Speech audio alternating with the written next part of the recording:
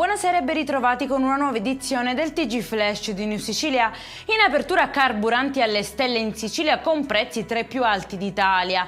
La benzina infatti ha toccato quota 1,76 euro al litro, mentre il gasolio è salito a 1,68, aggravando il bilancio di famiglie, lavoratori e imprese. A tal proposito il Codacons lancia l'allarme e chiede un tavolo regionale per aprire un confronto serio ed efficace. E passiamo alla cronaca. Continuano le indagini sul ferimento di una 18enne colpita da un proiettile nel rione Enesima di Catania.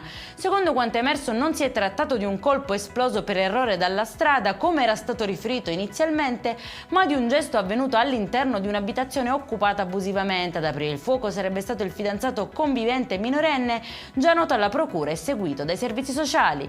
Ci spostiamo adesso a Palermo, dove prosegue a pieno ritmo il diserbo nelle vie cittadine per garantire un decoro urbano più curato e prevenire il rischio incendi legato alla vegetazione incolta. Sono oltre 350 infatti le strade trattate nonostante il maltempo, per un totale di circa 67 km.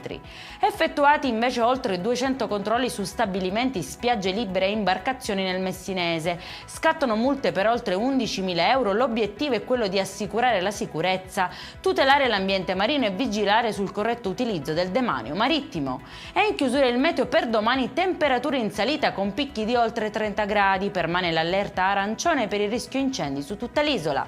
Per questa edizione è tutto, al prossimo appuntamento domani alle 13:30. Buona serata!